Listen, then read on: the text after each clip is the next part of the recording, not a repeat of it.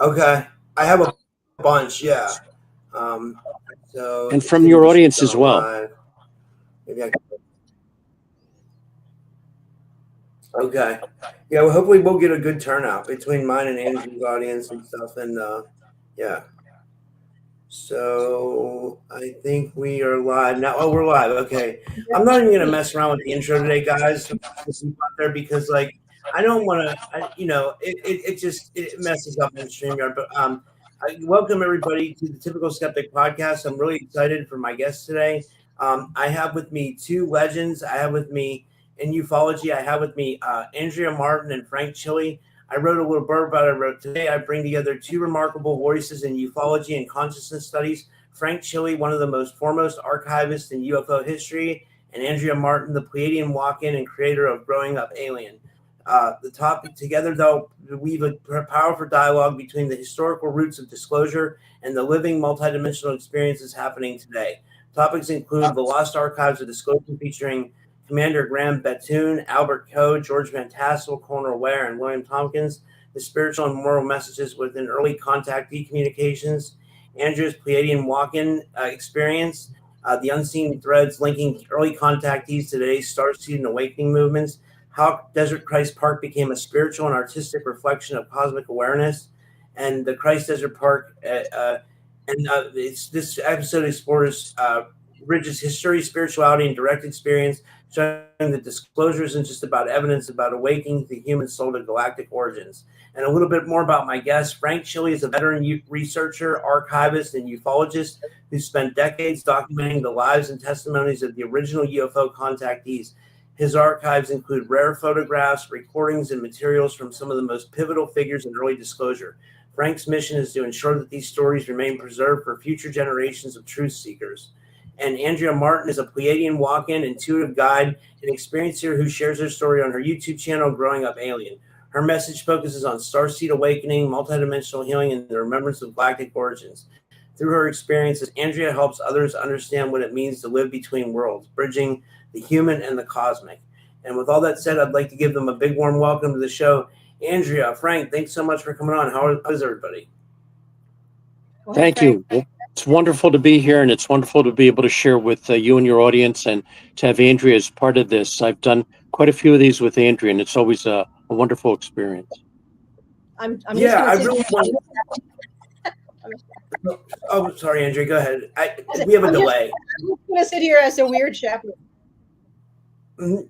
Well, I really wanted you here, Andrea, because you know Frank really well and you know his story. So I figured you could really add amazing information to the conversation, because you really know about because you've done a lot of work with him and stuff like that. So yeah, I'm happy to have you. Not only Frank, but his contacts upstairs. So Frank is a Venusian envoy, and he has some pretty fancy folks that he hangs out with upstairs, and Valthor and Samyasi, and of course all our gang. And his body of work, his ability to tell a narrative, his, authenticity. What you see of Frank is Frank. And it's just he's walking the walk and talking the talk, and there's just he's just one in a million, I say. You're too kind, Andrea. You're too kind and humble. It's like, yeah, you're too kind. Yeah. We're all visitors. Exactly. Well, Frank, how did this all start off for you? Did you want to tell the people a little bit about yourself and how you got involved in UFO studies? Sure.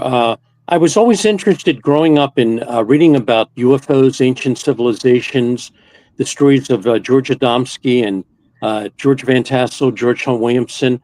Those stories really amazed me, and I never thought that I'd get an opportunity to live out in California and meet some of these individuals and interact with them in very, very special and unique ways.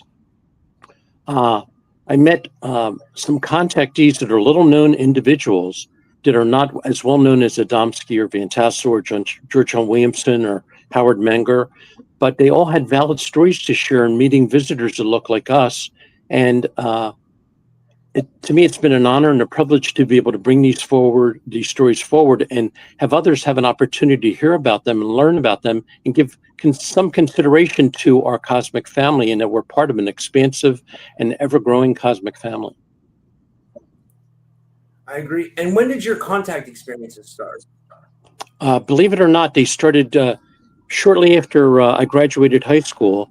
I was driving along a major route in Route 130 in New Jersey, and I was guided to go into a shopping center and into a bookstore I'd never been into before. And I started walking up and down the aisles of books, and one of the books started vibrating towards me like it wanted me to pick it up, and it was From Outer Space, the Howard Menger story of his experience in High Bridge, New Jersey.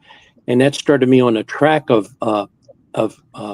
finding a local UFO group, joining it, becoming the recording secretary of it, and starting to meet contactees in New Jersey that led me to some really incredible experiences through, I guess, some cosmic design upstairs. I was guided to move to California, and then that put me at a hub of meeting a lot of interesting individuals. I lived out there twice, and I would go to the high desert area, the Yucca Valley area, and that's where Giant Rock is, where the Integratron is. I used to go out there with my brother, Simon. He's an architect. He lived in Southern California. And we would spend time with Gabriel Green. He was the archivist of Giant Rock and the UFO meetings that were held there at Giant Rock. And he had footage of all the speakers and all the conventions were held out there. And Rob, this is in the middle of the desert, and they would have up to 10,000 people go out there in the middle of the Mojave, and there's no real accommodations. People would camp out in their cars or in tents. And Simon and I would go out and visit Gabriel for long weekends, maybe once or twice a month. And Gabriel Green was a contactee himself. People would come out of the desert in the middle of the night, knock on his door, and have stories of having met the visitors and being told to come to Gabe and provide the stories to him. So it was always a thrill to be out there, and we never knew what we would wind up learning and encountering. So I got a call from Gabe, and he said, Frank, you need to come out here this weekend. He said, there's going to be something very, very special on Sunday. And he told me that there was an event that occurred in an area called Christ Desert Park. There's an area in Yucca Valley that's a piece of property that's about 5 acres that was procured by a guy by the name of Frank Anton Martin. And he was he worked for the aircraft company in California, in Southern California. He lived in Englewood. And in 1951, he felt this inspiration, because there was a Cold War going on, to construct something that would be inspirational and uplifting for mankind.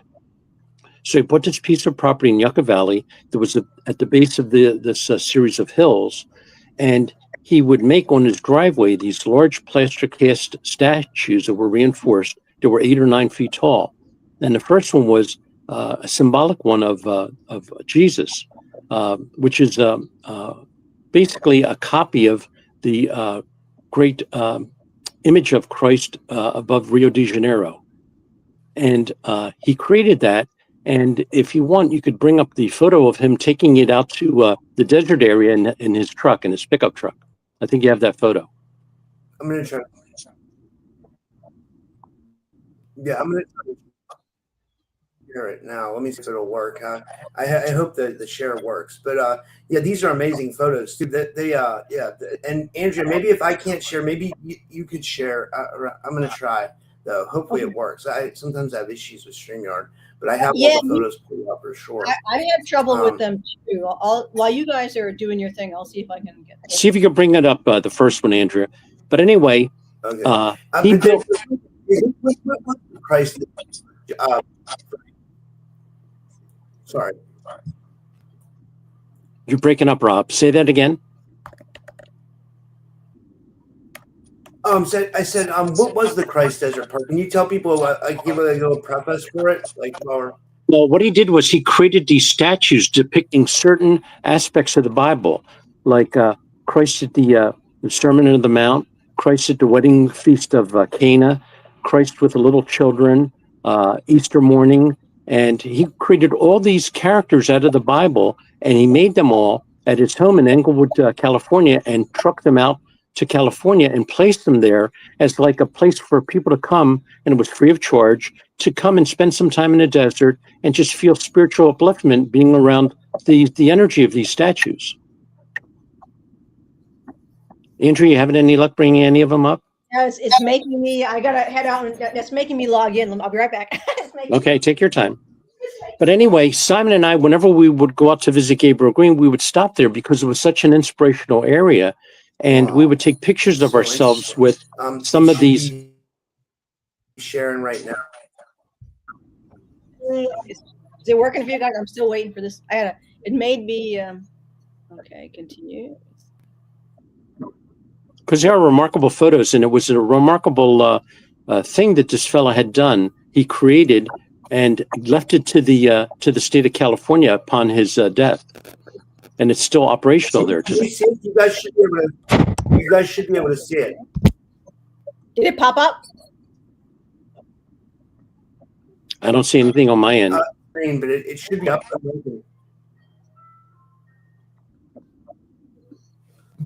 Let me see if it's working on YouTube. Like, no, I don't see any. I don't see a picture. I got my phone's doing it. Working. Like, Rob, if I sent it to you in a PowerPoint presentation, would it be easier to do it that way? All right, back to. It's giving me trouble logging in from. See, I'm on. I usually for some reason it should be. Yeah, I know. Same problem. Every time we try to do StreamYard, I have all kinds of problems too. It's like. Andrea, I was mentioning to Rob, if I send it to him in a PowerPoint presentation, would that be easier for him to show it to his audience? I've never tried that on. I'm pulling up Google now, so let's see. All right, there. I usually use Safari, but I'm on Chrome, so I had to have to like relog in. All right, here we go. Let's see.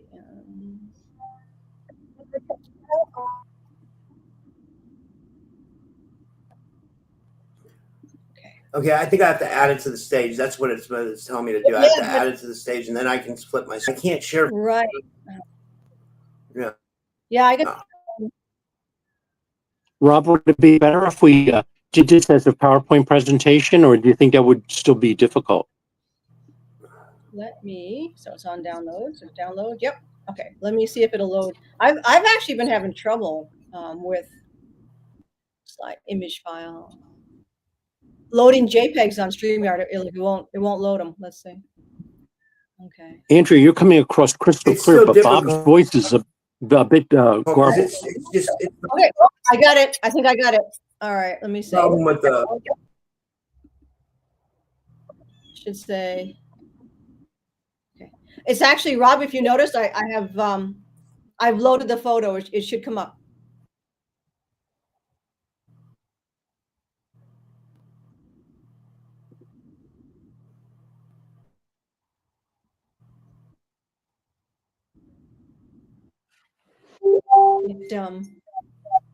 It's actually loading. So I wonder why it's so difficult. Right? Yeah, well, I had the same trouble last time trying to load. So I don't know how to bring edit names. It should be popping up on the studio but it's not. I don't know if you can see it on your end, on the bottom. The picture that's just got loaded to like a share screen. I just see the images of you and Rob. Yeah, well, on the bottom, I have it loaded on the bottom of the screen. Okay. I actually had, like I said, Friday, I tried to load from on StreamYard, and it says it's an error message. I don't know why it was doing. I'm getting a scroll coming across the bottom of my screen about PayPal. On PayPal. That's funny.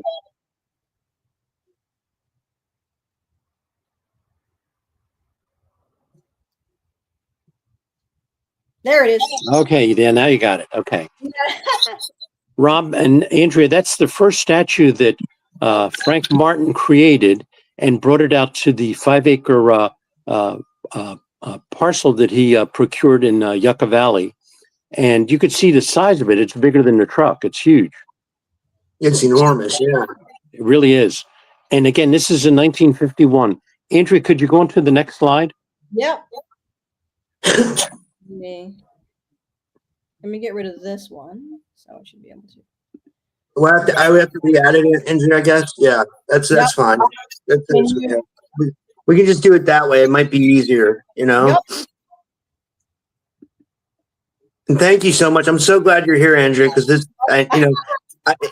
I always have issues with StreamYard. I don't know what it is. And then for some reason, I think it's my computer because like I'm fine on my phone now, but like when I'm on my computer, it's so slow and so I got to buy a new laptop, which I might do today, honestly. Sorry, it's annoying. I really apologize. It's embarrassing. Sorry, Frank. Oh, no, don't worry. We've had issues on. We've had similar issues in the past. Issues. Now mine's like not down open. I want this one. I'm getting this. You know what? Something's got to be interfering because I just downloaded this. It's in downloads, and when I go to, it's not listing, which it never happens. What? Somebody's messing because it's like this. Yeah. Okay, not that one. I'm downloading pictures and nothing's loading. Isn't that odd? That really is. It makes no sense. Yeah, I just okay, let me try. Yeah. I just downloaded this twice. It is on my computer. Let me try moving it. That's crazy. Oh, I do have the pictures pulled up on my computer. I can do this. This might be a little bit ghetto, but let me show you something that I can do.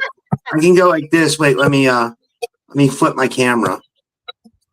Okay, but so you can see my computer screen with the pictures, but it doesn't look very good, Yeah, so it's kind of distorted. It's kind of distorted.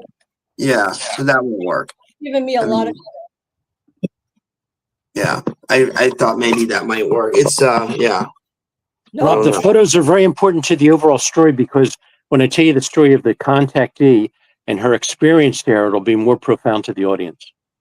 Yeah. Let me. I might be able to just use it with. Can you just use your pointer, Andrea? It won't. It's active. Pictures are not even downloading. Really? Yeah, which makes no sense. And as we're talking, I keep getting these announcements as I scroll across the screen about PayPal. That's crazy. Yeah, it really is. It's odd. I tell you, I can take that down. That's just a banner. That's a banner. That's a. Yeah, I'm loading stuff. It's all on my downloads, and none of it's popping up on the screen. How did the first one come up, Andrea? How did you succeed in that? It's the only one. The rest of the downloads are not downloading. Wow. That makes no sense. But Rob, you've seen all the photos, and they're crystal clear. Yeah. Oh yeah, I understand why we're not able to pull these things up. That makes no. It's just they're downloading and it won't read it. I can try to log back on from my computer, but it was really slow, So I can really try again though. But never had that. Rob, I could try sending you a PowerPoint presentation of this if there's any way that you could project that to your audience. I could probably do it. I have the pictures pulled up. I just have to learn. I know how to share them too, but for some reason, it's not sharing. Give me 1 second. I'll log back in from the computer and try. Sure.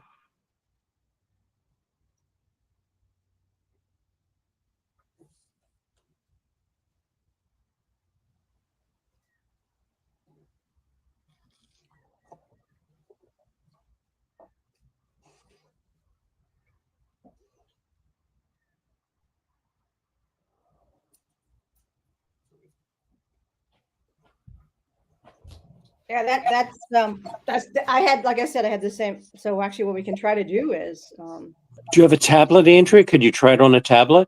Well, I thought we could do some of the. Okay, here we go. All right. I'm going to try to share my screen again, and see if this works. And I can just show them like this. Oops. That's the only way. Isn't this awful? Wow! It's not.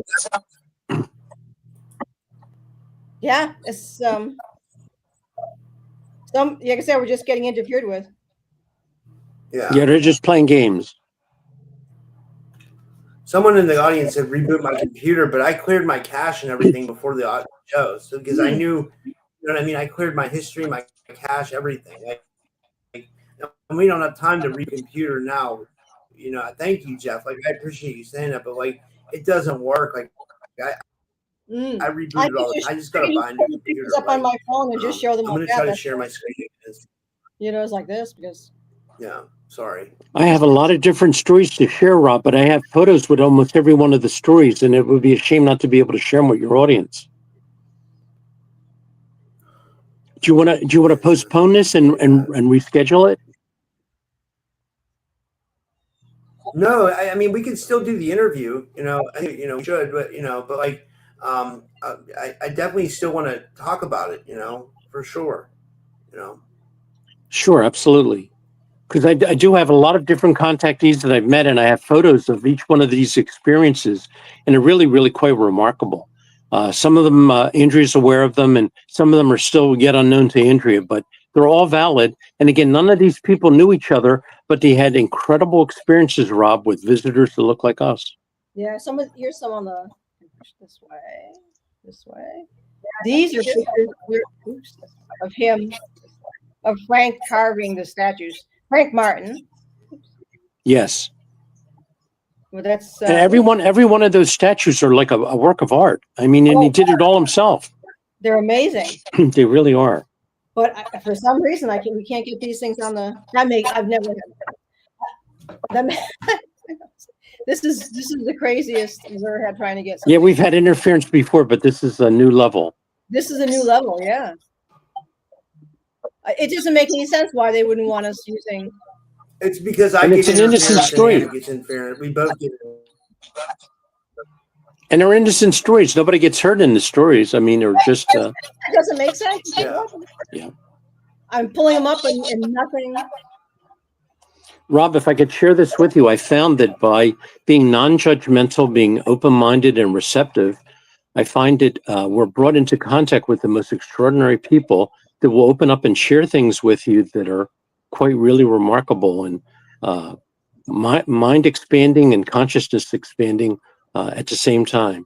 And those folks are all over, either the East Coast, the West Coast. I lived in Europe. I met people everywhere I went. I would meet people who had incredible experiences that are willing to share them as long as you don't criticize them or make fun of them. Because I think that's a big test, that we have to learn to be cognizant of everybody's experiences and know that they're trying to share something that's true, sincere, and valid that they've had in their own lives.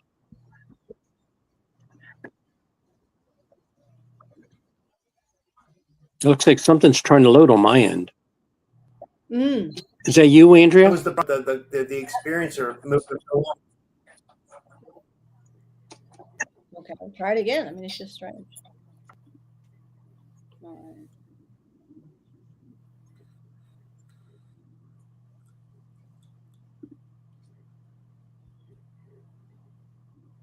Slowly but surely. I've never. Oh, something's loading. Are you getting something to load? My screen. I'm seeing something load on my end. Loading. It should work now. There. Rob, is there any comments coming in from your audience? Okay, that's good. You got that. I added it to the screen. Probably check on it. Is that you, Andrea? Do you have that up? No, I'm trying to. to Show it now. It's got him taking the first statue out to Christ Desert Park. I shared my screen. All right. It's just, you can see it. Okay, see if you can go into the next one. Yeah, that's it. That's it. Got it. Okay, see if you can go into the next one, Rob. Okay, now they're starting to load for me. Because if you have any trouble, I'm actually loading them now. So it wouldn't. Yeah. There's Barbara. Do you think it's a router issue? Barbara Beaver, Mount Shasta. It should say it's showing. You guys see that? Okay, that's a picture of Barbara Beaver. She's the woman that had the experience. Do you see Barbara Beaver? Yeah, that's Barbara Beaver. But that photo should be later on in the series because I wanted to introduce the people to the scenes at Christ Desert Park before we talk about her experience there. It just totally didn't load. What That's happened? The same thing. I don't know. Yeah, I have one that loaded. Rob, if you want to just pull this up. Oh, it should be. It should be showing it. Can you guys see it? Wait. It's the picture again of Barbara.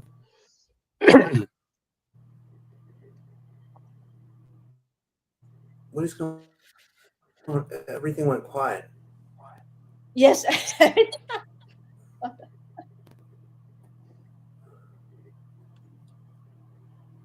I'm finally getting it to work. So I've got one here I can put in the, if you want to pull it up. Here's Frank. There. Okay, there's one. Are you guys there? Yep, I got one loaded up if you want to pull that on the screen. I don't know. It actually loaded. So strange, yeah. Okay, I'll put the screen. This is weird. This is really bizarre. It sure is. And then when I share, it's knocking out the whole connection. It's knocking out the entire internet connection. I've got one there, Rob. You can pull up.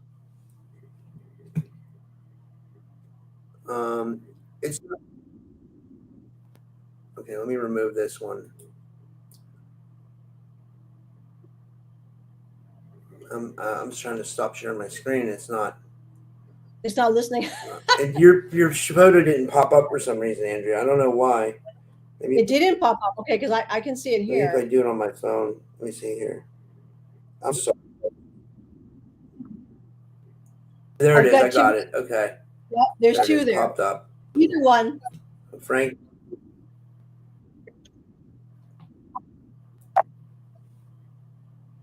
So actually, it's working on my end now. So I just see just the images of you two, nothing else. Yeah, it's but if you it's on mine because I'm presenting, so it's yeah.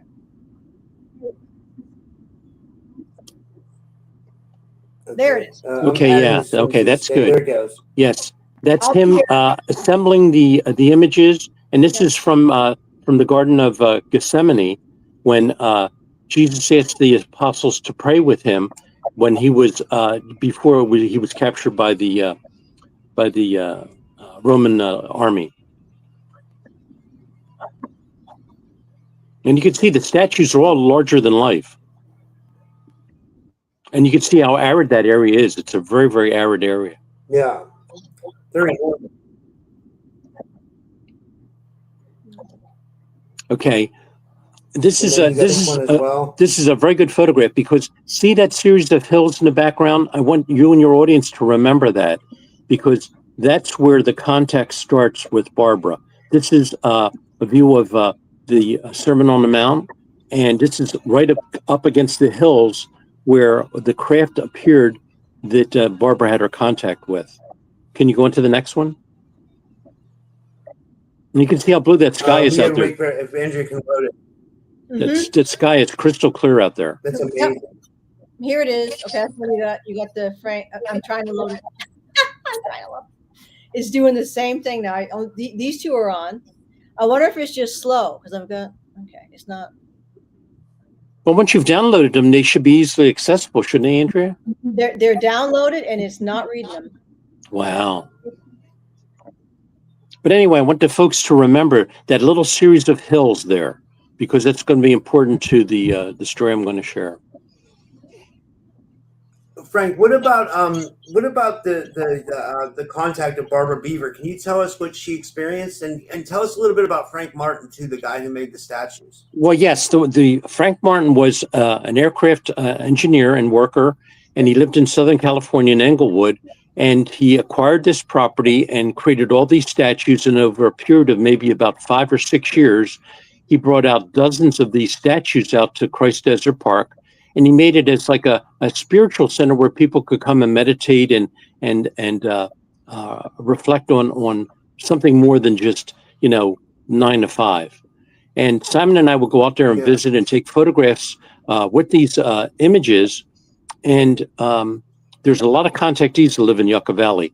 Where the Christ Desert Park is, it's probably about 4 to 5 miles from Giant Rock and the Integratron, and I could tell stories about that for quite some time too. But anyway, Barbara lived in an apartment complex that's close to Christ Desert Park, and I was hoping to be able to show the gates, Andrea, in the parking lot because. Yeah. So if you want to pull up the next one, actually, you'll see the parking lot. Let me see here. There it is. Okay. Yep. See the parking lot? The parking lot is circular. Actually, if the photo could be rotated to the left, because this is it's like looking at it from above. Can you rotate the image? gonna get out of my. I'm gonna log out of my computer here. Because I'm just. This is just bad, dude. Yeah. Can you guys hear me? Okay. Yeah, I'm perfectly. here. This is better connection on my phone. Sorry about that. I'm so sorry about this, Frank. I really apologize. Like, I really am honored to have you here today. Really, and I'm really apologize for this. I understand. I understand. Yeah, Andrew, is there any way you can rotate that? No. You They won't can't. allow you on them. No, 'cause Can you pull up the photo of the outside of the gate of Christ Desert Park that leads to that parking lot? Oh. We have this one too. Oh, that's Barbara Beaver. Yep, I got Barbara. Entrance, yes. No, yes, I got the entrance. Okay, that's Barbara. You got the entrance. Show that. You see that? What about Barbara's contact experience, Frank? No, I'm going to tell you about. This is the entrance to Christ Desert Park. And see that series of hills behind it? Okay. Yeah. All right. Well, Gabe Green told us that somebody had a unique experience and she wanted to share it with the community on a Sunday at the High Desert Savings and Loan. So we were among a group of about 100 people that went out there to hear her give a presentation of what her experience was. And this is what the experience was. Probably about a quarter mile from the entrance to Christ Desert Park is an apartment complex called the Sunrise Apartments. And Barbara this is at nighttime, and she's on her bed and she's meditating. She's wearing a sweatsuit and she's sitting in a lotus position, and her window faces the entrance to Christ Desert Park. And she notices above the hills back there a blue light that's bouncing up and down. And she said all of a sudden the blue light stopped. The blue dot stopped, and she said a beam of light, a conical sphere of light projected into her bedroom, and she was completely encapsulated in this cone of blue light. And she heard a voice inside of her head say, "Barbara, come to Christ Desert Park." So she was wearing a sweatsuit and she was barefoot, and there's a dirt road leading from the back of her apartment complex to the entrance of Christ Desert Park. So she started walking there, and she's walking there at nighttime, and she's by herself. There's no one else there. It's probably about 11 o'clock at night, and she's still looking up in the sky, and she sees that blue light. So she walks into the parking area, and all of a sudden she hears another voice that says, "Barbara, stand perfectly still." And Andrea, if you could bring up the first image of the craft. Oh, that would be amazing. Can you see it? Let me see it. Well, here's Barbara, just to give it. Yep. Oh, no, there's the craft. Okay, sorry, we got it. Yeah. There's the craft. So she said that craft landed in the parking lot, and the parking lot's a little bit more than 100 feet in diameter. So the craft was about 100 feet in diameter. And she said it made no noise at all. She said she just heard a slight whoosh. And she said the craft landed there, and she said an opening appeared like a ramp, and she was invited on board. So Barbara was not frightened, but she was concerned, and she said, "What an incredible experience." Now, she painted these images, okay? These are her images. Her son gave these to me, and I'll tell you the story about that later.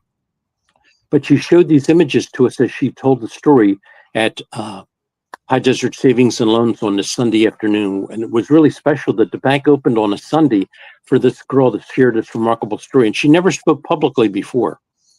So she walks up the ramp, and she said the ramp closed behind her, and she was in the outer part of the craft. And she said she's a seamstress, and she said she saw geometric patterns and colors the likes of which she had never seen before. And she said everything was so astounding. She said the lighting inside was beautiful. It was like that blue glow inside of the ship. And then she heard this voice say to her, "Barbara, you're in the outer part of the ship, but you must remove your outer garments because you may have contamination on them, and we can't let you into the center part of the craft." So all of a sudden she got very upset because all she was wearing is her sweatsuit. And she said she didn't want to be caught in a situation where she would be completely clothesless in an environment like that. So when she had that concern, Rob, she said all of a sudden this feeling overcame her that she would be all right. And she said once she felt that, she removed her sweatsuit, and she said one of the panels in the wall opened up, and she said she saw a garment there, and she said something came up from the floor, and she said it was like a hamper, and the lid opened up, so she put her sweatsuit into that hamper. The lid closed and it went back into the floor, and she went over to the open panel, and she said there was this garment hanging on this, what she thought to be a hanger, but it didn't look like any hanger that we are aware of. And she said the material was the finest material she ever felt. She said it was like a combination of silk and cotton and something else. And she said it was so soft. And she said she was told to put it on. So she slipped it on, and it formed to fit her size perfectly. And she said where the arms are and where the legs are, there were openings. And she said if she ran her hand over the openings, the garment would close. And she said if she ran it the other way, the garment would open on the wrist and also on the legs. So she was playing with that for a while. She couldn't get over that she could use her hand to open and close the garment. So after that, the center part of the ship opened up, and she went in and she saw 4 incredible beings. Andrea, can you bring up the image, the first image? I'll bring it up. Did you add it, Andrea? Let me see if I can add it. There you go. Yeah. Okay. She met 4 beings. She said there was a man and a woman. And this again, these are paintings that Andrea had done herself. She had shown these to us, and then the sun revealed them to us. Go ahead, Andrea. Yeah. Oh no, I didn't do the paintings. Barbara did the paintings. Yeah, Barbara did the paintings. But she said they looked like a Greek god and a Greek goddess. She said their skin was incredible. It was like a bronze, golden glow about them. They had golden color eyes and gold colored hair. And this was the man. And Barbara, bring up the woman. I'll bring it up. 1 second. Here we go. Adding right now. Yep. And that was the woman. And she said both he and she were wearing form-fitting clothes. And she said their bodies were like Greek statues. They were just absolutely perfect. Barbara, Rob, can you bring up the little gray? Yep.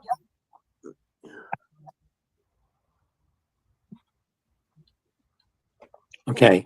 This was she said it was a 4-foot gray, but she said it had the most beautiful, beautiful eyes. And there's a 4th image that we don't have, unfortunately. And she said it was like an Egyptian type of individual. He was about almost 7.5 to 8 feet tall, and he was carrying a staff. And she said his skin was the darkest color purple she's ever seen, and he had the most incredible violet eyes. So she said the panel closed behind her, and these 4 beings were there, and they were introducing themselves to her. And they said, Barbara, we would like you to work with us, and we would like to work with you. We would like to institute a program where you could meet, and people from Earth could meet and visit with families from the stars, and figures from the stars could come and stay with Earth families, where she would be like an ambassador. And she's saying to herself mentally, she said, why are they asking me to do this? She said, I'm a nobody. I'm a seamstress. She said, I don't have a formal education. And she said, they're asking me to help them in a program like that. And she said, why are they doing this? Why are they asking me to help them? And she said, she noticed that they were aware of her concern. And the male that looks like us, looks like a Greek god, came over to her and gave her a disc. And it was like a DVD disc, okay, a silver DVD disc about the size of a DVD disc, and put it in her hands. And all 4 of the beings gathered around her. And when she held it in her hands, Rob and Andrea, her life started to project from the time she was a little girl.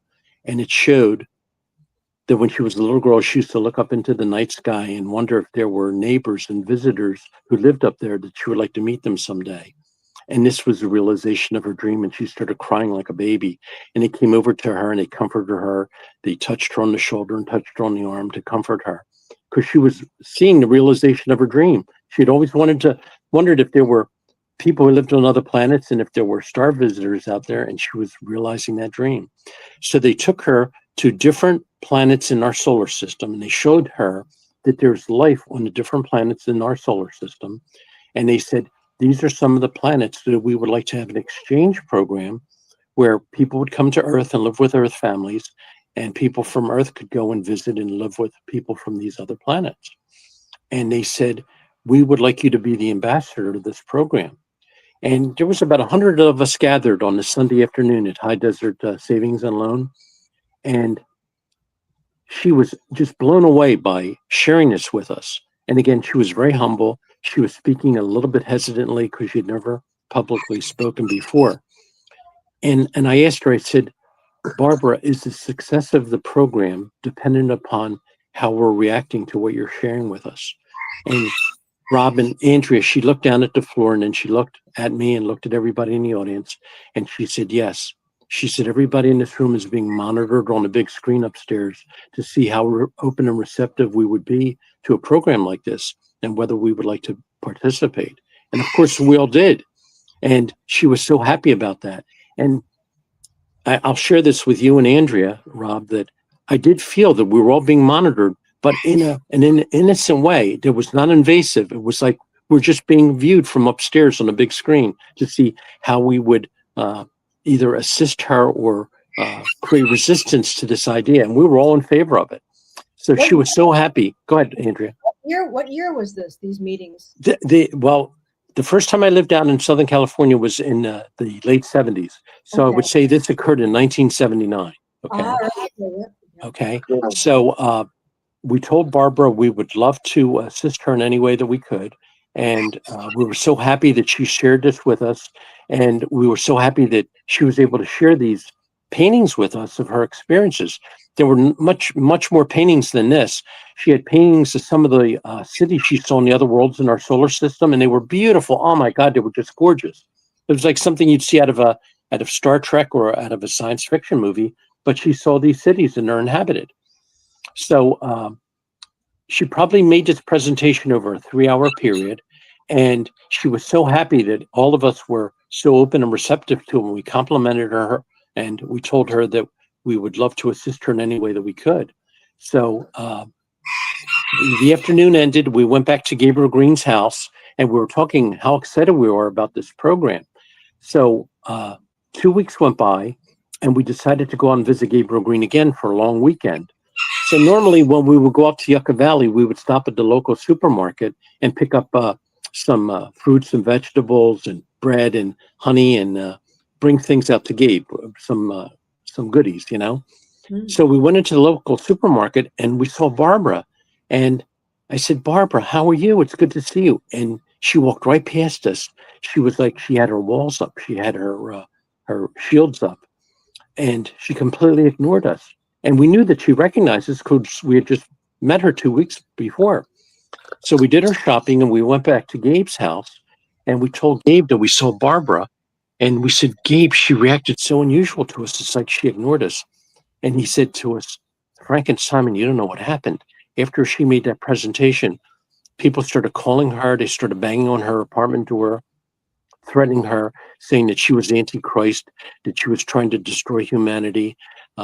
Basically, what they did was they shut her down and they caused her to go quiet. So she didn't come forward anymore with any public announcements about working with the visitors. And we thought that she left Yucca Valley and moved away. There was a story that she had moved to Florida, okay, because nobody saw her anymore.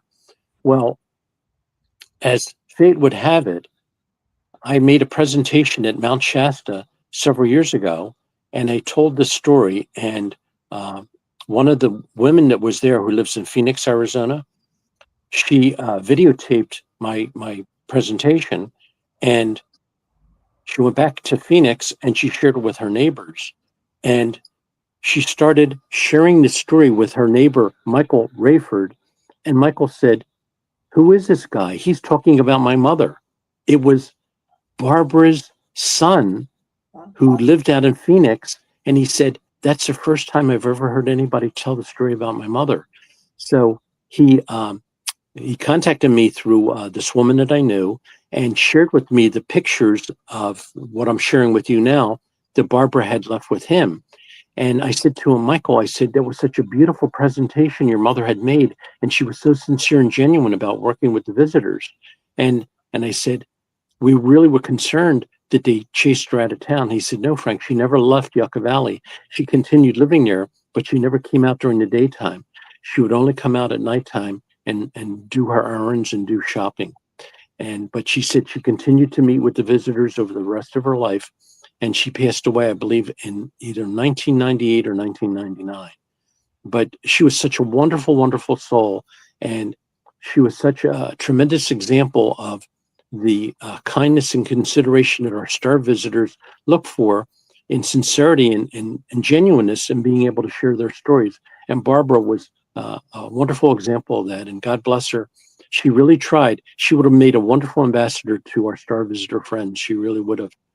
And I'm still in touch with Michael, and he shared stories with me about her. And she continued to interact with them. She continued to go up on the ships, and but she kept all that information very, very quiet. But God bless her. It's wonderful to be able to share that experience and to be able to connect with her son and being able to get the images from her son that I've been able to share with you and your audience.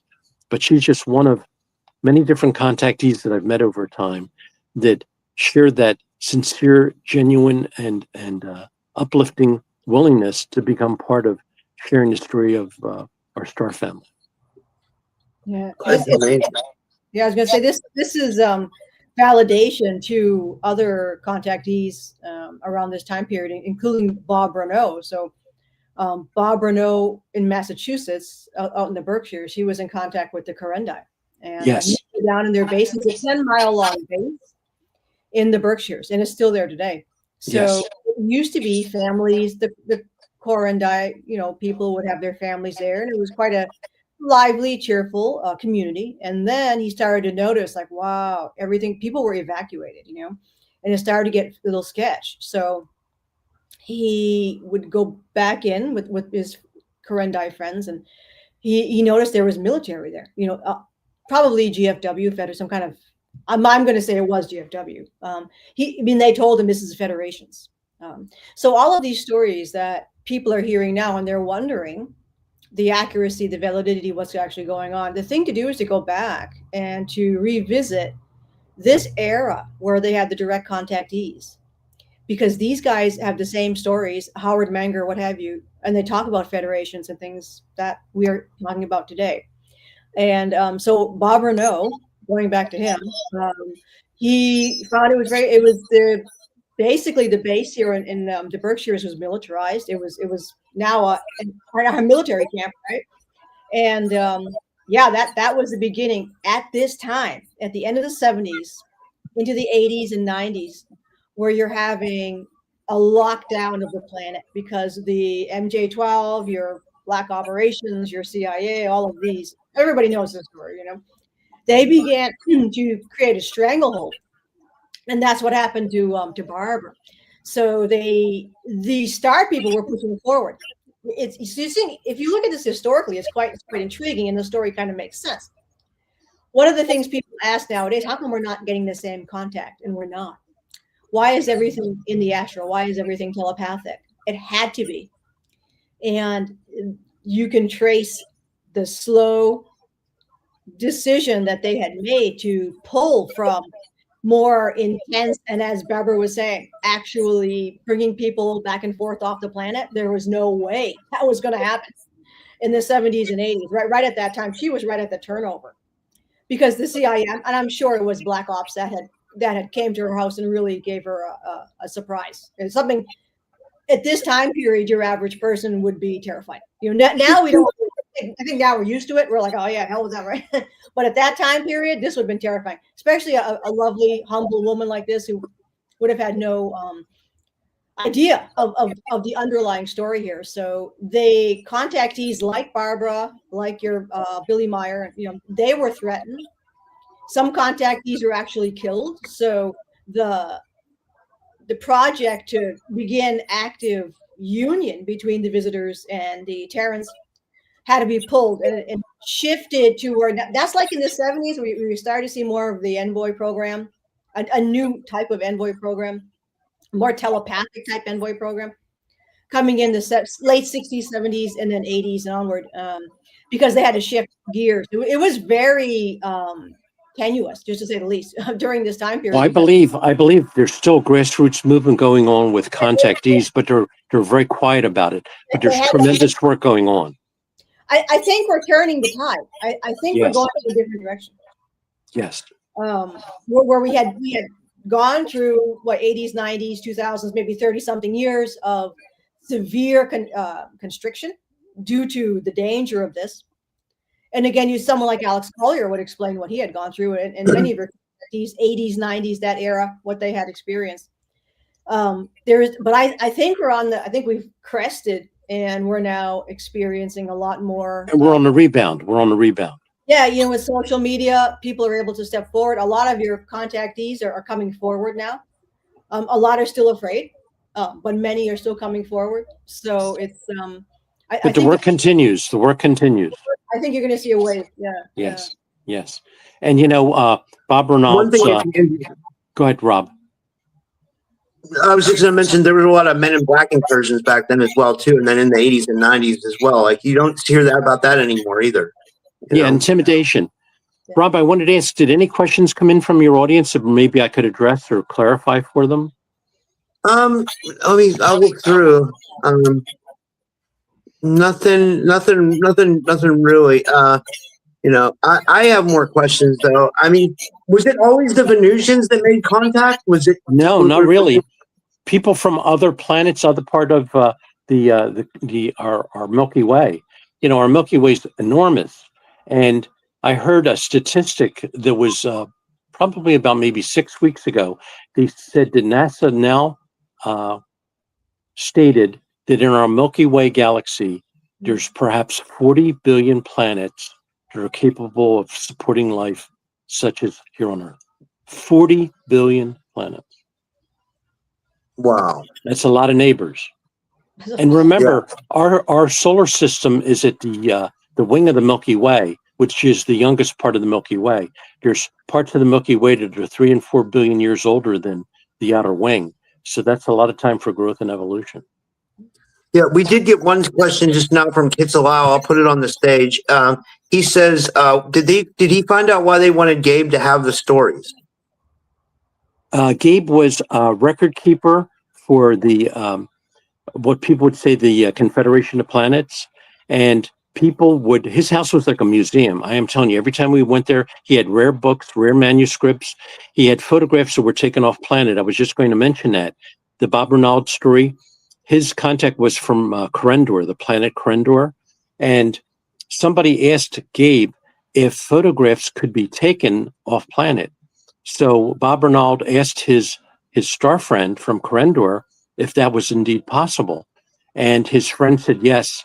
They said, get a 35 millimeter camera and several rolls of film. And Bob Reynolds got a camera and several rolls of film, gave it to this person. And the person took a series of 24 photographs taken off planet of Hatan's home planet. Hatan is considered to be the record keeper of the galaxy. And these photographs were 35 millimeter. They were 5x7. They were some of the most incredible photographs I've ever seen, and they were taken off planet inside of Hatan's facility, inside of his home, where the record and monitors of the galaxy are kept, and the record rooms where these images are kept. And the record room has these. They almost look like DNA double helix symbols. They were like a blue neon light that protected the archives from any invaders coming in and trying to intercept the records. And it showed Hatan's saucer, his craft, and it showed going around Hatan's home planet, and showed inside of his house that it was the most futuristic home I've ever seen pictures of. And hanging from the ceiling would be strands of gold, strands of platinum, and he would do artwork with rubies and emeralds and hang them on the wall. Just really, really beautiful photographs. And Gabe had a set of these photographs. They all disappeared. But a friend of mine, Graham Bethune, who was a Navy pilot, who was VIP status, and I could talk about his life with you on another program. he had extraordinary photographs taken outside of Nashville, Tennessee, color saucer images. And he had heard about these images, and he went on the internet to try to find a set of them. And he found a woman in Utah had a complete set of them. But she said, I do not want to send them to you, Graham. She said, I want you to come and visit me. And she said, I want to see if you're of the nature to be able to be given this kind of information too. So he went out there, he flew out there because he could fly anywhere. His military background, he could fly anywhere in the world free of charge. So he went out there and she wanted him to spend 3 days there so she could evaluate him. And then she gave him a set of the photographs. He flew back and we got together for lunch. And he said, Frank, are these the photos that you saw? And they were an exact set. And then I had 2 other women that were really close friends who were very, very, very sensitive. They were true metaphysicians. And they validated that they were indeed taken off planet. And they said they were the most extraordinary set of photos that they've ever seen. So another series of them did surface, and Graham Bethune had them. And unfortunately, he passed, and all his material all disappeared. But it's really sad. But there are a set of photographs that really exist that were taken off planet. Just beautiful photos. Wow, that's fascinating. Like, it really is. Can you tell us a little bit more about Graham Bethune? Did he have? You said he was a Navy pilot. He was a Navy pilot. He flew Admiral Byrd twice. Okay. He also flew Navy personnel, admirals, American scientists, and English scientists to 2 crash retrievals. Okay. And General George Marshall would be on the flight with him. George Marshall was the only Army person there. The rest were all Navy, and the rest were all English and American scientists. The first one was in Reykjavik. There was a crash of a saucer that was 100 feet in diameter, and they retrieved it. They brought it back to the States. And the second one was in Utah, and he had a photograph of the one that was in Utah, and that was 100 feet in diameter, was charcoal colored, and there was a slight indentation in it where it had hit and crashed into the rocks. And Graham told me, he said it was so light that 4 Navy airmen or 4 Navy seamen could lift up the craft. And he said that was also recovered, and George Marshall was also on that crash retrieval too. He told me a story. He said it's very important that people pay serious attention to Admiral Byrd's secret diary because it's true. And he shared a lot of things with me over the time that I knew Graham. And I got a chance to meet Colonel Don Ware, who was an Air Force officer.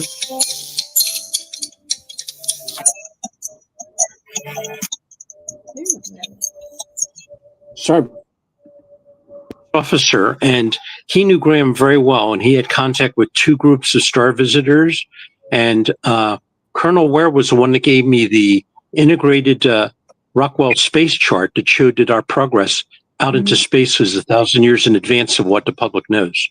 He had given me a copy of it. He wanted me to share with Bill Tompkins, Bob Wood, Dr. Bob Wood, and Dr. Michael Salas. And Colonel Ware told me that he was backstage with Graham, and he said that they were doing a lecture in Los Angeles, and Graham told him that at the end of the Second World War, he said that he was asked to fly Admiral Byrd on a secret mission in June of 1945 to Antarctica. And he said on that flight were just Navy personnel, English and American scientists, okay? There was no other branches of service there. He said the Navy was basically in control of everything. The Air Force was just a straw dog, so to speak. He said the purpose of the meeting was to meet with Germans who had fled Germany using the saucer technology that they had been able to create. And the effect of this meeting was to have them share the technology with our U.S. government. And the Germans absolutely refused. The German scientists and German military that are down there, they live in a tremendous underground cavern there. They absolutely refused. So Graham said, he told Colonel Ware. This some of the, if I can get that lined up, there's some of the German craft. Yeah. But anyway, he said that they radioed back to the Pentagon, and they said that the meeting in Antarctica was a complete failure. And he told Admiral Byrd to come back immediately for debriefing. When he came back, Graham Bethune flew him back from Antarctica to the Pentagon. He was thoroughly debriefed. And then the Operation High Jump was formed to go down there to try to force them. And of course, that was a total failure. And there was a Russian documentary that's on YouTube. If you access it, it's got footage of the conflict that occurred between the German saucers and our ships. And the German saucers are 600 feet in diameter. It's black and white footage. You could see them going above the ships and coming out of the water. And I shared that footage with Bill Tompkins, who wrote about Solar Warden and our being off planet with the Navy for a long period of time. He said that was actual footage. That was true footage. So there was a Russian documentary that's on YouTube. It's called Operation High Jump, The True Story. And you'll see that footage. But Graham Bethune was the one who flew Admiral Byrd down there for those secret meetings that resulted in Operation High Jump, where the Germans defeated us and stopped us from gaining access to that technology. So we had to acquire it other ways. I got a couple questions for you, Frank, and Andrea, if you want to chime in on this too. A lot of people comment that the famous 52 flyover over DC was in fact Nazis, or that they were kind of enforcing that they had this technology and that they were able to kind of just fly over the White House. Do you guys believe that? And then also, Frank, I kind of wanted to piggyback on what you just said. If we couldn't get the technology from the Germans, how do you think we eventually got the technology and then formed the secret space program and Solar Warden? Was it good? Is it back in with Bill Tompkins's testimony where he says that there were Nordics kind of working with our Navy in World War II? So sorry, that was a lot of stuff there. And Andrea, if you want to chime in. It's true. It was German craft. Colonel Ware told me he saw them as a young boy flying over Washington, D.C., but they were Germans. Bill Tompkins told me that. And he also said that the Nordics that worked in the secret think tanks that he worked in were the ones that helped him design the craft that were 17 kilometers long that we're using off planet. And he said they back engineered the crash retrievals. And he said that we had the capability going from our planet to the center of our galaxy within 45 minutes. Wow. In 45 minutes. And he said, that's a slower form of transportation. He said, there's a faster form of transportation than that. And he said, guess what it is? And I said, Bill, it's got to be thought propulsion. And he said, that's true. He said, that's the next group of Solar Warden craft that they were going to be designing, and it was thought propulsion. We could be instantaneously wherever you want to be. Wherever you think that you want to be, you're there. And that's what our star visitors, that's how they can travel. Wow. Would that be using wormholes or something, or stargates or something like that? Do you think, Frank? Or I guess we're using a portal or a stargate, but you're thinking of where you want to be and you're there instantaneously. Wow. That's fascinating. And I'm sorry, just real quick. It's crazy how the government has kept this so secretive. You know what I mean? It's almost like they don't want to know to protect secrets and to protect religion and whatever else they're hiding this for. But it's kind of like a travesty that this has happened to us, and we have to dig like this to find this stuff out. It's and the fact that all this stuff is absolutely real. You know what I mean? It's absolutely real. Sorry, Andrea, I didn't mean to. Just know the day of secrets is over. The day of secrets is over. All this is going to come out. If you go on these bases, the dumps, these bases where the think tanks, they have jump rooms to Mars and the Moon. So there's people who drive in the parking lot, get out, do their day, right? Walk into the building. They're on Mars doing their job. End of the day, they leave Mars, walk to the room, back out in the car, and that's your neighbor. They've been doing that for ever. I mean, for a very long time. The thing is that, we're just property of them. So there's that, as Eisenhower stated, right? The industrial military complex. So this is, planet Earth is owned by an intergalactic corporate group, and where their resources, where they're, nothing. We're literally. So they deliberately wanted to make sure that people that they were using to maintain their structure on this planet had no idea about any of this stuff. Well, Rob, I got a question for you, Frank. Like, and Andrea, what do you guys think of a lot of the younger generation that are coming out now that say they've been used in secret space programs and stuff like that? Like, I happen to interview a lot of them, and I don't deny anybody. I'm not doing that. I don't want to deny it, but like, I think it's weird that a lot of people are getting their memories back, and I think a lot of people could have been used in black ops programs, but like, it's so hard to tell what's what. You know what I mean? Because like, at the end of the day, we just have a story, but like at the same time, it's all very interesting, and I believe it all because, like, you know, I believe this could be happening. I don't know. What do you guys think? Like, I believe it is happening, and I think people are being permitted to have their memories and have this recall because they can't keep it secret anymore. It's got to be revealed. And Colonel Ware told me this himself, Rob. He said there are meetings that go on, luncheons on the moon, where people leave the Pentagon. He said they travel in a northwestern direction, okay? It's maybe 10 minutes from the Pentagon. And he said they're on the moon in 5 minutes. They have meetings up there. They have lunch up there. They come back to the Pentagon or back in 5 minutes. He told me this himself. He told me this himself. Wow. Well, I think this is why, you know, I'm so happy to have met Frank several years ago, because his information isn't, I heard from this guy, from this guy, from this guy. Frank's like, I heard from the original. Yeah. You spoke. People actually live it. People actually live it. Yeah. I mean, Colonel, you spoke to, you know, all of these people one-on-one. Yes. So that's to me, that's the best we're going to get. And no, I have many clients who actually were unaware. I mean, these people are in their 60s and 70s now, and they were in the secret space programs and the MyLabs and the MK Ultras, and their memories are just starting to come back, and other members of their family. So they're usually kind of like the intel person in the family. So they'll have brothers or sisters or even parents that finally kind of sneak forward and said, well, you know what happened to me, you know, when I was a teenager, and, you know, and these are people that are not into the stuff that we're into. You know, they have no idea, but they're telling you stories about finding themselves in military dumbs and all kinds of crazy things happening. And, you know, again, I was in the MyLab myself. But people with chips in their bodies, what are these things? People with marks on their bodies.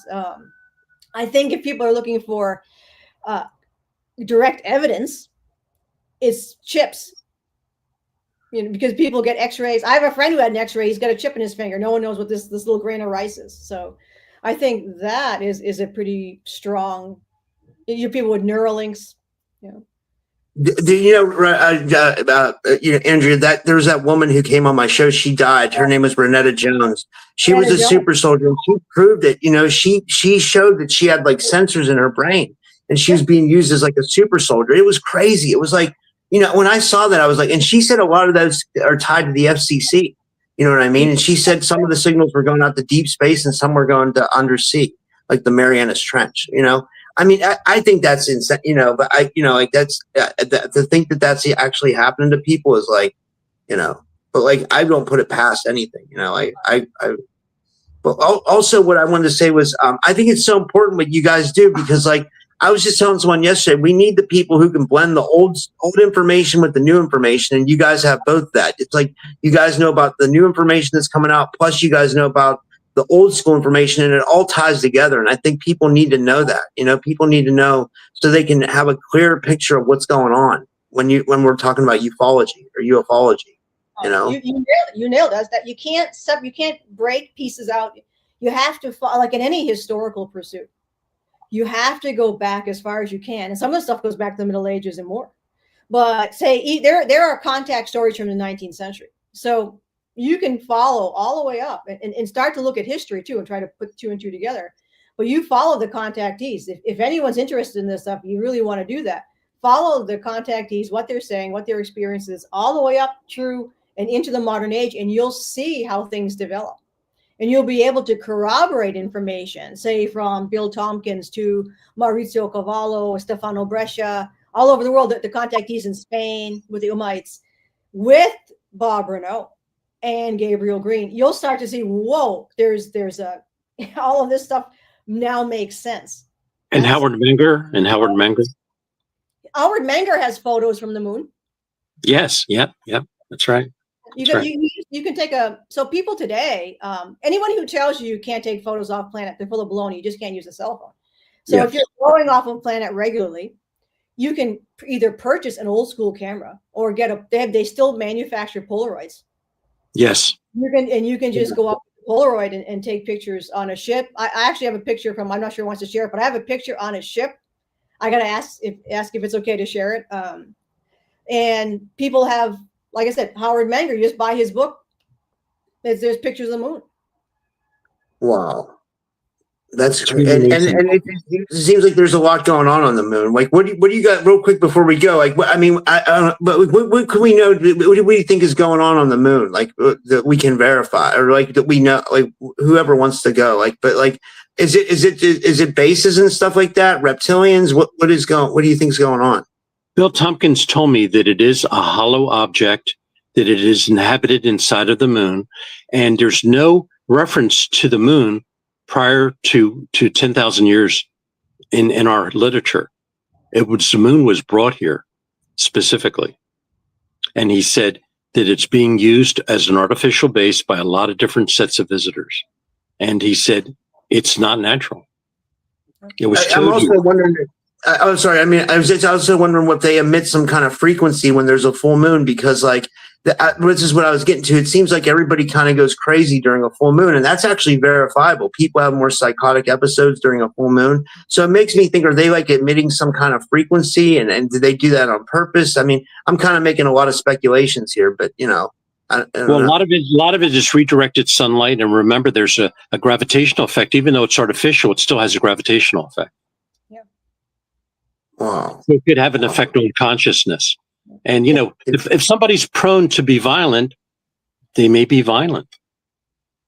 Yeah. Yeah. They're Wow. using the moon.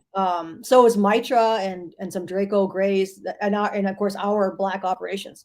They were using the moon as a frequency relay station. So they were, you know, definitely sending mind control type things out there. But now it's run by the humans. I don't know, you know. Well, I'm a little sketch on humans, but hey, it is what it is. It's not run by them anymore. It's now belongs to supposed this alliance, if there is one. I know I think there is one. I just, you know, I'm sketch with some of these people, but it's now completely taken over by the benevolence. Yes. And Rob, if I could redirect back to the original question that your audience member had about Gabe Green, why was he chosen to record this information? We were there one night, my brother and I and several other fellas. We were staying overnight at Gabe's house, and about 1:30 in the morning, the phone rang, and Gabe asked me to answer it. And I answered the phone, and I heard this male metallic voice say, "Gabriel Green, please." And it said just like that, but it was a male voice and it sounded metallic, and it said, "Gabriel Green, please." So I said, "Gabe, this call's for you." So he took the call, and he always had a notepad by his phone, and he was given information. And after the call, he said it was a call that was directed through one of the ships upstairs with information that he needed to receive. But I heard the voice for myself, and I thought, boy, what an extraordinary sound that was. And it wasn't off-putting. That was the ship. Probably was the ship communicating, yes. And then when he wrote all this information down. Oh my God, he was really a scribe. Go ahead. Yeah, that was the ship's voice, because the ships will talk to you telepathically, or in that case. So what happened was the ship made the connection, right? And that was the ship who said Gabriel Green. And then once Gabriel come on, sometimes it could be the ship, but sometimes somebody else may come on and talk. Yeah, it could have been somebody else. Yeah, but it was an unusual experience. It was very, very nice. Yeah. No, that's so interesting. Listen, my good friends, it was a wonderful joy to share with you today. I need to go back to the world of illusion, but there'll be more to be shared. There'll be more to be shared. And I want to thank your audience for being open and receptive, Rob, and for being patient with us. Yeah, thank you so much, Frank. It was really nice meeting you. And do you guys want to tell people where they can find you guys, and if they want to follow you and stuff like that, and anything else you'd like to promote? And thank you. Well, I can give my email address. I'll be happy to share the Rockwell Integrated Space Chart and information about Bill Tompkins with them. My email address is my name, Frank Chille, CHILLE 48 @gmail.com. So again, my name, Frank Chille 48@gmail.com. And I'll be happy to send the information that Colonel Ware sent me regarding the Rockwell Integrated Space Chart. It blows people's minds. It really is. And you know who started working on that? It was Bill Tompkins. He started working on that in 1952, and it was finalized in the late 80s. Wow. Unbelievable. And it shows our progress out 1,000 years into the future. Wow. And thank you, Frank. And Andrea, do you want to tell people where they can find you? And thanks. This was awesome. We have interviews with Frank on Growing Up Alien, but you can also watch interviews with a lot of the series that we had done with Frank on YouTube channels called Potentials with Legia, and you can see more interviews with Frank on there. And also on my channel, Growing Up Alien, we're always looking for folks to reach out to us and come on and tell their story and join our community. So they can reach me on Facebook as well. And my email is amartin1@worcester.edu. Awesome. And Rob, Awesome. And Sorry, Rob, go ahead, if Frank. there's any way that you could post the rest of those photos or make them available to your audience, I think they would really appreciate seeing them. Yeah, for sure. For sure. Yeah, we'll figure out a way. Thank you. Yeah. And Yes. this was amazing. I really enjoyed this. And thank you guys so much for all you do. And Andrea, thank you so much for setting this up and you know, choosing my show to do that. And thank you. I really appreciate it. This was amazing. It was Thank you, enjoyable. guys. Thank you. Thank you. You're Bye-bye. Have a nice day. You're All right. Take it easy, guys. See ya.